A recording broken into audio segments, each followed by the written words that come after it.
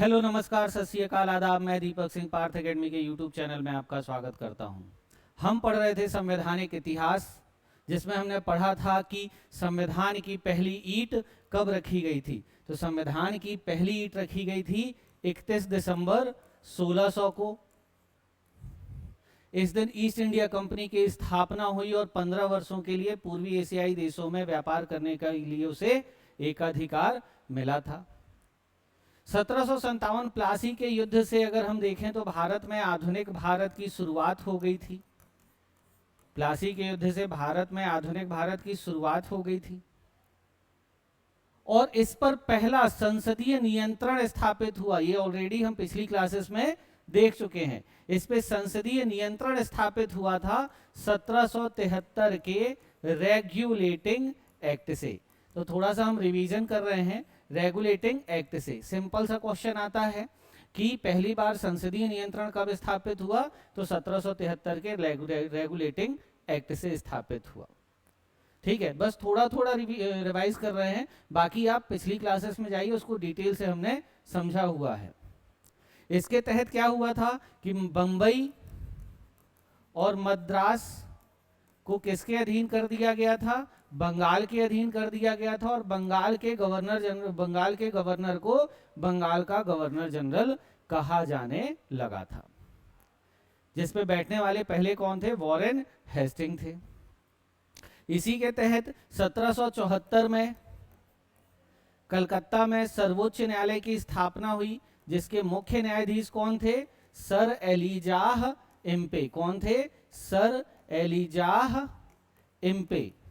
और 3 अन्य न्यायाधीश थे, चैम्बर्स, लेमेस्टर और हाइड।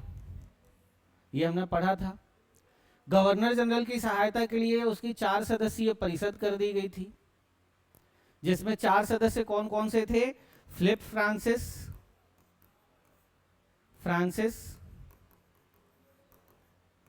क्लेवरिंग, मानसन और 4th कौन थे, वॉरवेल थे। लेकिन 1773 रेगुलेटिंग एक्ट में भी क्या थी, कुछ कमियां थी। इस कमियों को दूर करने के लिए कौन सा एक्ट आया था, तो वो आया था अपना 1781 एक्ट ऑफ सेटलमेंट।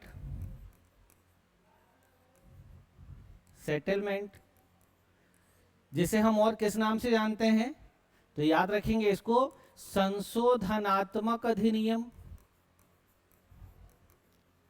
और दूसरा बंगाल जुडिकेचर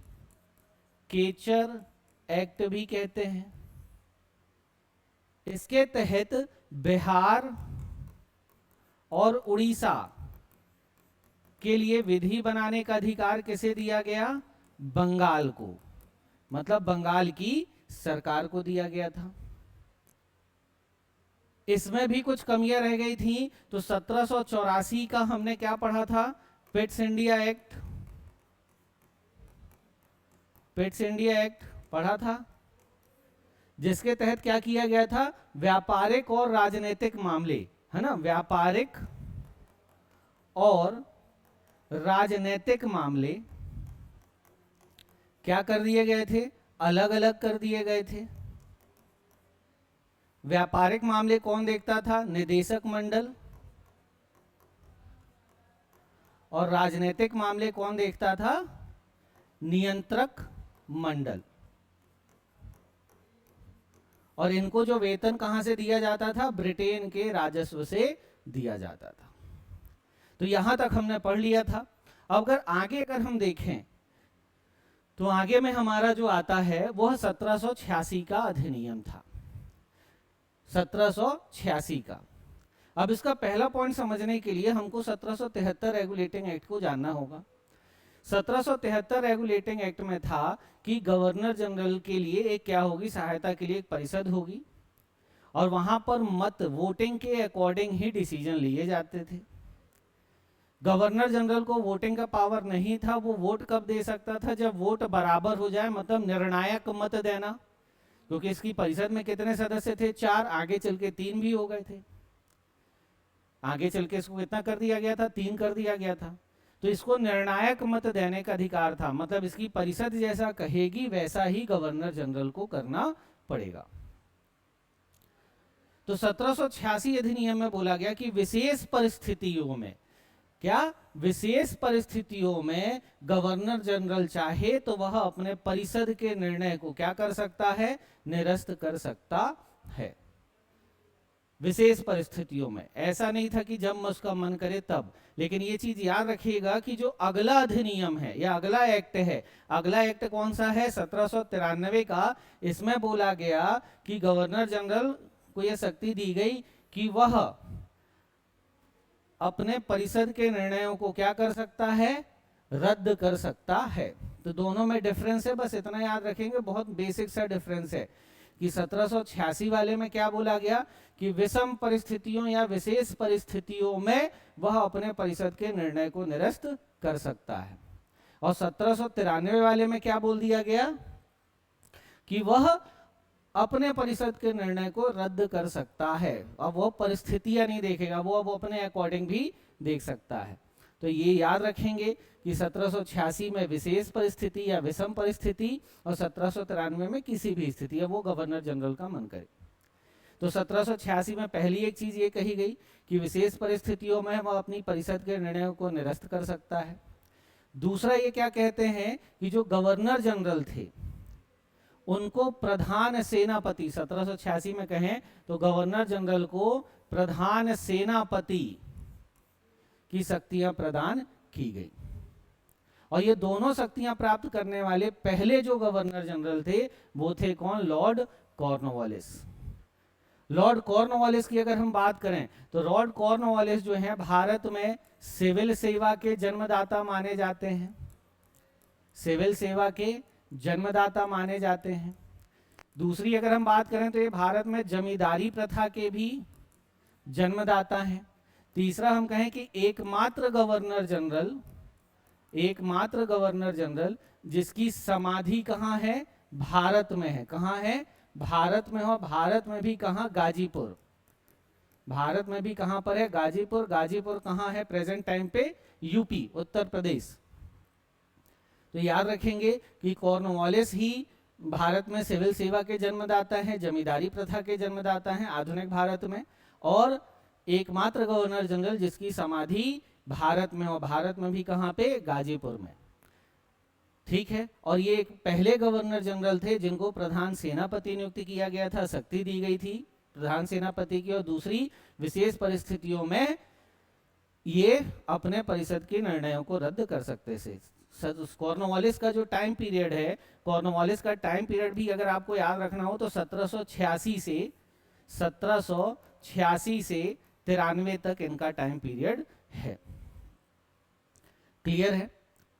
अब अगला जो एक्ट आता है वह है 1793 का चार्टर एक्ट। यह एक्ट जब आया था तो इस समय भी बंगाल के गवर्नर जनरल कौन थे? Lord Cornwallis. ये चीज याद रखना, क्योंकि 1773 वो तो चीजें कमियां रह गई थी तो बीच बीच में चार्टर एक्ट आए थे। 1793 क्योंकि 1773 में कंपनी का व्यापारिक एक अधिकार 20 वर्षों के लिए बढ़ाया गया, तो 1793 में तो आना था ही। तो 1793 में आता है तो यहाँ पे पहली चीज क्या बोल देता है कि कंपनी का व्यापारिक एक अधिकार पुनः 20 वर्षों के लिए क्या कर दिया गया? बढ़ा दिया गया। तो कंपनी का व्यापारिक एक अधिकार पुनः 20 वर्षों के लिए क्या कर दिया गया? बढ़ा दिया गया। दूसरा हमने देखा कि वह अपनी परिषद के निर्णयों को क्या कर सकता था? रद्द कर सकता था। तीसरी और अहम चीज याद रखेंगे कि नियंत्रक मंडल की स्थापना कब हुई थी? 1784 पिट्स इंडिया एक्ट, जो राजनीतिक मामलों को देखता था। तो जो राजनीतिक मामले को देखता था तो 1784 में, और बोर्ड ऑफ डायरेक्टर याद रखेंगे 1784 में नियंत्रक मंडल की स्थापना कर दी गई। अच्छे से समझिएगा क्योंकि आने वाली क्लासेस में ये बहुत इंपॉर्टेंट अभी आएगा, यहाँ से क्वेश्चन, वो ये अगर आप समझेंगे तो ज्यादा अच्छे से क्लियर होगा। 1784 में नियंत्रक मंडल की स्थापना हुई पिट्स इंडिया एक्ट के तहत। और अगर हम बात करें तो 1600 से ही एक चला आ रहा था क्या, निदेशक मंडल। इन दोनों के जो वेतन थे वो कहां से दिए जाते थे, ब्रिटेन के राजस्व से। कहां से दिए जाते थे, ब्रिटेन के राजस्व से। ठीक है, तो अब 1793 का जो चार्टर एक्ट आता है उसके तहत इनके जो वेतन है वो कहां से दिए जाने लगे, भारतीय राजस्व से दिए जाने लगे।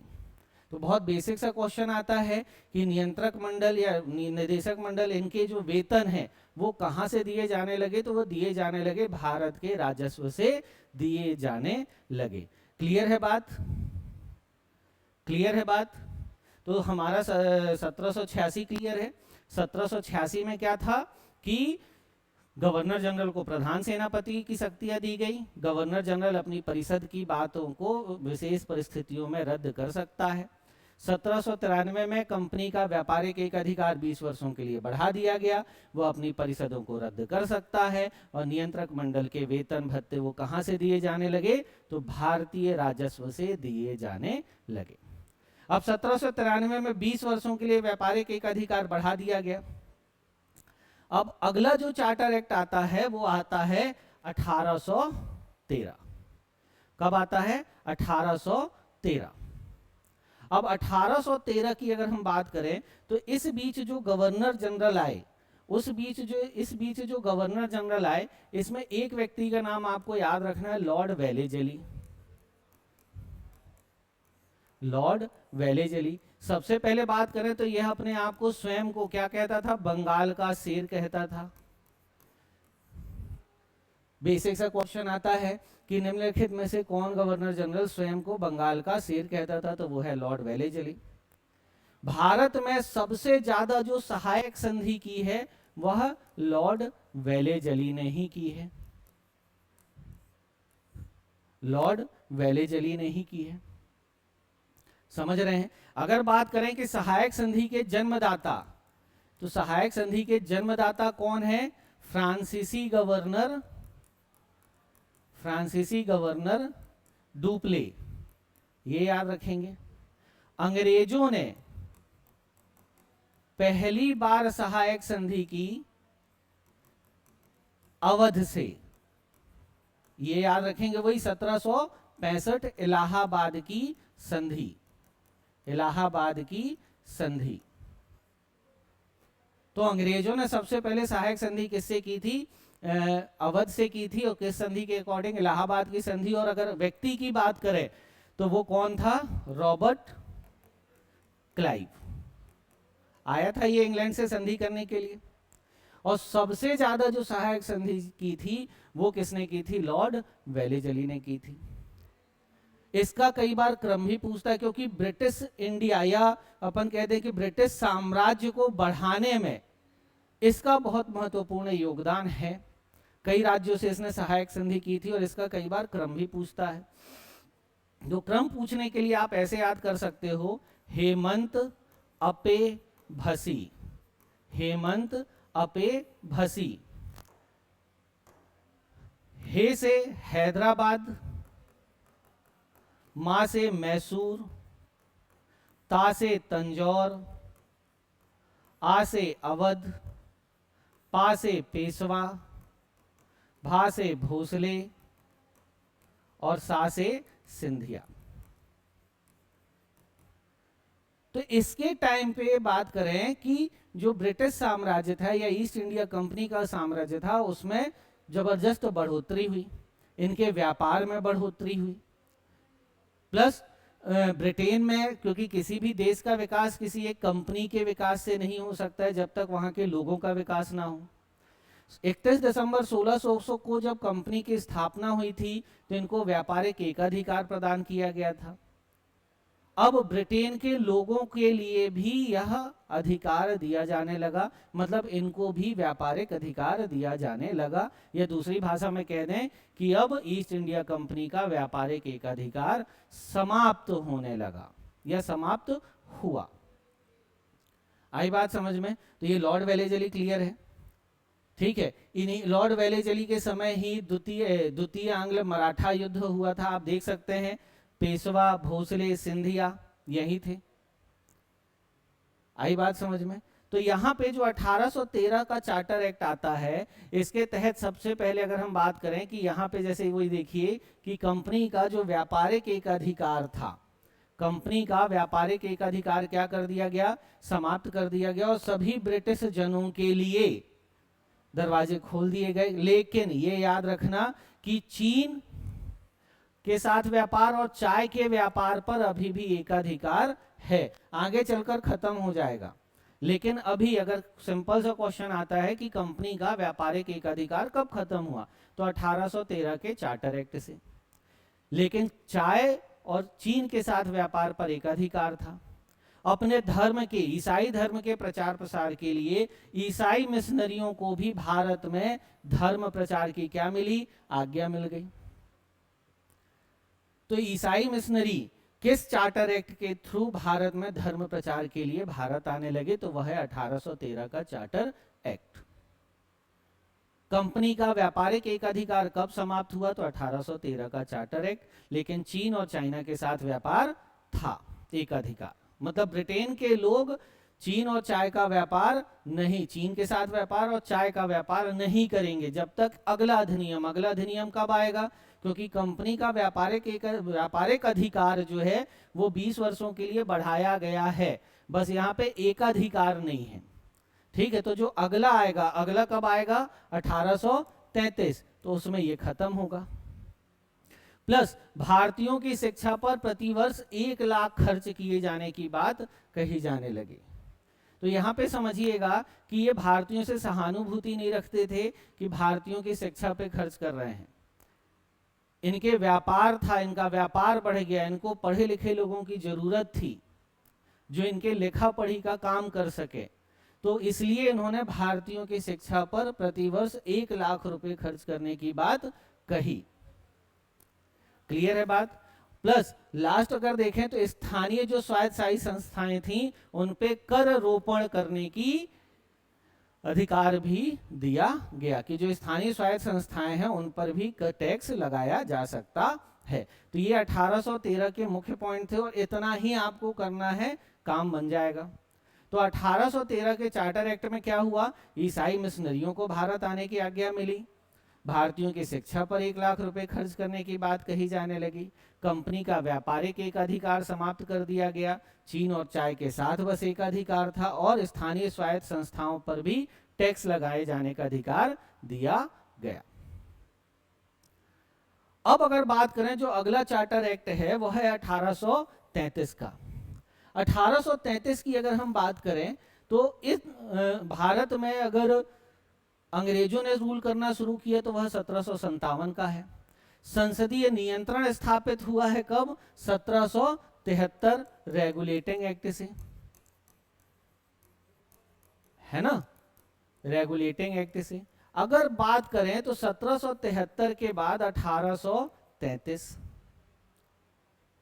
इन 60 सालों में अगर हम बात करें, इन 60 सालों में जो ब्रिटिश एम्पायर था वो बहुत बड़ा हो चुका था, बहुत बड़ा हो चुका था। और यहां पे अगर बात करें तो इसके हेड को क्या कहा जाता था, बंगाल का गवर्नर जनरल, बंगाल का गवर्नर जनरल 1773 रेगुलेटिंग एक्ट से। और लगभग ये पूरे भारत पे राज करने लगे थे, लगभग। और इनका अध्यक्ष, ये सुपीरियर कौन कहला रहा है, बंगाल का गवर्नर जनरल। तो 1833 में जो है सबसे पहले क्या कहा गया कि भैया वो बंगाल का गवर्नर जनरल नहीं होगा, वो 1833 से क्या कहलाएगा, भारत का गवर्नर जनरल। क्या कहलाएगा, भारत का गवर्नर जनरल। ठीक है, और यह पद जो प्राप्त किया था सबसे पहले, तो इस समय कौन थे, लॉर्ड विलियम बेंटिंग। कौन थे, लॉर्ड विलियम बेंटिंग। तो 1833 से बंगाल के गवर्नर जनरल को क्या कहा जाने लगा, भारत का गवर्नर जनरल। तो दूसरे तरीके से भी पूछ सकता है कि बंगाल का अंतिम गवर्नर जनरल कौन था, तो वो था लॉर्ड विलियम बेंटिंग। इस अधिनियम से केंद्रीकरण की शुरुआत हुई, इस अधिनियम से केंद्रीकरण की क्या हुई, शुरुआत हुई। और कंपनी का जो व्यापारिक एक अधिकार 1813 के चार्टर एक्ट से खत्म हुआ था, लेकिन चीन और चाय के साथ था। तो 1833 के चार्टर एक्ट में कंपनी का व्यापार का अधिकार 20 वर्षों के लिए बढ़ाया गया है ना। यहाँ पे एक चीज समझिएगा कि यहाँ पे ये नहीं कर दिया गया कि अब वो व्यापार नहीं करेगी, व्यापार करेगी, वो 20 वर्ष के लिए बढ़ाया गया, लेकिन एकाधिकार हटाया गया। और बात करें कि यहाँ पर जो चीन और चाय का जो एकाधिकार था वो भी क्या कर दिया गया, समाप्त कर दिया गया 1833 के चार्टर एक्ट से। दूसरी बात करें तो भाई बंगाल के गवर्नर जनरल को पूरे भारत का गवर्नर जनरल बना दिया गया। इस पे बैठने वाले कौन थे, लॉर्ड विलियम बेंटिंग। 1773 में अगर हम बात करें तो बंगाल का गवर्नर जनरल बनाया गया था, लेकिन बंबई प्रेसिडेंसी के लिए विधि बनाने का अधिकार किसके पास था, बंबई के पास ही था। मद्रास के लिए विधि बनाने का अधिकार मद्रास के पास था। बंगाल, बिहार, उड़ीसा के लिए विधि बनाने का अधिकार बंगाल की सरकार को था। ठीक है, अब ये समाप्त किया गया। क्यों? क्योंकि अब बात हो गई है भारत की, तो पूरे भारत के लिए विधि एक ही बनेगी। मतलब बंबई और मद्रास से जो विधि बनाने का अधिकार था वह छीन लिया गया था, वो भी किस अधिनियम के तहत, 1833 के अधिनियम के तहत। तो केंद्रीकरण शुरू हुआ था किस अधिनियम से, 1833 के चार्टर एक्ट से। यहां पे देखें कि सब परिषद गवर्नर जनरल को पूरे भारत के लिए कानून बनाने का अधिकार दिया गया, किंतु याद रखेंगे कि जो नियंत्रक मंडल है, क्योंकि राजनीतिक मामले नियंत्रक मंडल ही देख रही है, तो नियंत्रक मंडल चाहे तो जो गवर्नर जनरल ने विधि बनाई है उसे क्या कर सकती है, रद्द कर सकती है। ये चीज याद रखना कि गवर्नर जनरल ने जो विधि बनाई है उसे नियंत्रक मंडल रद्द कर सकती है, प्लस वह अपने नियम, अपनी विधि भी क्या कर सकती है, लागू कर सकती है। क्लियर है? यहां से एक चीज और याद रखेंगे कि यहां पे एक चीज समझिएगा कि केंद्रीकरण शुरू कब से हुआ, 1833। गवर्न पूरे भारत के लिए एक ही विधि बनेगी, नियंत्रक मंडल उसे रद्द कर सकती है और स्वयं कानून बना सकती है। यहां ये चीज क्लियर है। अब यहाँ पे याद रखेंगे कि गवर्नर जनरल और उसकी परिषद जो भी विधि वगैरह बनाती थी, तो उसको कानून बनाती थी, उसको क्या कहा जाने लगा, अधिनियम। क्या कहा जाने लगा, अधिनियम। ठीक है, तो ये अधिनियम कब से कहा जाने लगा, 1833 से। उसके पहले क्या कहा जाता था, ये अब सवाल में आएगा। तो उसके पहले कहा जाता था विनियमन। ठीक है, तो 1833 के पहले जो कानून विधि बनती थी उसको विनियमन कहा जाता था, और 1833 के बाद इसको क्या कहा जाने लगा, अधिनियम कहा जाने लगा। क्लियर है? अब यहाँ पे जो मैंने बताया था, नेक्स्ट अगर बात करें 1833 में ही, कि बंबई तथा मद्रास की परिषद को विधि निर्माण की शक्तियां क्या ले ली गई, वापस ले ली गई। क्यों? क्योंकि पूरे भारत के लिए ही एक ही विधि बनेगी। अब पूरे भारत के लिए ही एक ही विधि बनेगी तो विधि आयोग बनेगा। तो विधिक परामर्श के लिए विधि सदस्य चौथे सदस्य के रूप में शामिल किया गया, क्योंकि पहले गवर्नर जनरल की परिषद में 4 सदस्य थे, उसको घटाकर 3 कर दिया गया। अब 3 है तो विधि सदस्य को के रूप में चौथा सदस्य शामिल हुआ। लेकिन याद रखना कि ये भाग ले सकता है, बोल सकता है, विचार रख सकता था, किंतु इसको वोट देने का अधिकार नहीं था। अगर हम बात करें हमारे संविधान में आर्टिकल 76, महान्यायवादी, यह संसद के केंद्रीय मंत्री परिषद की किसी भी बैठक में भाग ले सकता है, बोल सकता है, विचार रख सकता है, किंतु मत देने का अधिकार नहीं है। तो वैसे ही जो विधि सदस्य था उसको वोट देने का अधिकार नहीं था, ये याद रखना। कंपनी के व्यापारिक एकाधिकार, वो चाय चीन के साथ व्यापार को समाप्त कर दिया गया और कंपनी को प्रशासनिक और राजनीतिक दायित्व सौंपा गया। अब विधि की अगर मैं बात करूं तो यही कि विधि का संहिताकरण किया गया, और ये चीज याद रखना कि लॉर्ड मैकाले की अध्यक्षता में 4 सदस्यीय एक विधि आयोग का गठन किया गया। तो विधि आयोग का गठन कब हुआ है, तो 1834 में हुआ है। किस अधिनियम के तहत या किस चार्टर एक्ट के तहत हुआ है, तो वह है 1833 का चार्टर एक्ट। क्लियर है? नेक्स्ट बात करें तो इस एक्ट के तहत दास प्रथा को विधि के विरुद्ध घोषित किया गया था। दास प्रथा प्राचीन काल से ही चली आ रही थी, हमारे प्राचीन काल में भी दास प्रथा थी, लेकिन दासों के साथ व्यवहार अच्छा किया जाता था। भारत आने वाला जो पहला राजदूत था कौन था? वो था मेगास्थनीज। इसकी एक पुस्तक है इंडिका। ये आया था चंद्रगुप्त मौर्य के दरबार में। चंद्रगुप्त मौर्य के दरबार में ये एक दार्शनिक थे और ये किसका दूत था? सेल्यूकस निकेटर का। सेल्यूकस निकेटर का। तो मेगास्थनीज जो दार्शनिक था, इसने अपनी पुस्तिका जो इंडिका लिखी, तो दासों के साथ इतना अच्छा व्यवहार था कि मेगास्थनीज कहता है कि भारत में दास प्रथा नहीं थी। भारत में दास प्रथा नहीं थी। वहीं अगर हम बात करें कि इन्हीं के टाइम पीरियड पे हमारे यहाँ के भी एक व्यक्ति थे जिन्होंने अर्थशास्त्र लिखी, जिनका नाम था चाणक्य। और इन्होंने इस पुस्तक में 9 प्रकार के दासों के बारे में बताया है। 9 प्रकार के दासों का क्या किया है? उल्लेख किया है। तो दास प्रथा प्राचीन काल से ही थी, लेकिन दासों के साथ व्यवहार अच्छा किया जाता था। मध्यकाल में भी अगर हम बात करें तो एक वंश ही है गुलाम वंश, स्लेव डायनेस्टी, दास वंश, जिसके संस्थापक कुतुबुद्दीन ऐबक, वास्तविक संस्थापक इल्तुतमिश। तो भारत में दास प्रथा थी, इसका मिसयूज बहुत होता था। तो यहाँ पे इस अधिनियम के तहत दास प्रथा को विधि के विरुद्ध क्या कर दिया गया? घोषित कर दिया गया। यहाँ पे याद रखना कि दास प्रथा जो विधि के विरुद्ध घोषित हुई थी, वह नियम 5 के तहत हुई थी। किस नियम के तहत हुई थी? 5 नियम के तहत हुई थी। लेकिन इसका उन्मूलन समाप्त किया, देखिए 1833 में ये तो हुआ कि दास प्रथा को विधि के विरुद्ध घोषित किया, लेकिन समाप्त जो हुआ है वो 1843 में हुआ। और इसको करने वाले कौन थे? एलन बरो। इस समय ये क्या थे? ये भारत के गवर्नर जनरल थे। आई बात समझ में? तो दास प्रथा का उन्मूलन किसने किया? एलन बरो ने किया। अधिनियम पूछे तो वह है हमारा 1833 का अधिनियम। आई बात समझ में? क्लियर है?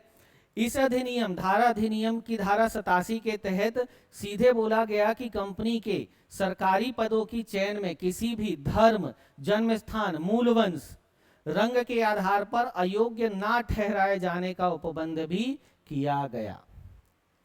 अगर हम बात करें अनुच्छेद 16 जो हमारे संविधान में है, अनुच्छेद 16, इसमें क्लियरली बोला गया है अवसर की समानता, कि जो सरकारी नौकरियां हैं उसमें धर्म, मूलवंश, लिंग, जाति, जन्म स्थान, भाषा, निवास के आधार पर किसी भी प्रकार का कोई भी भेदभाव नहीं किया जाएगा।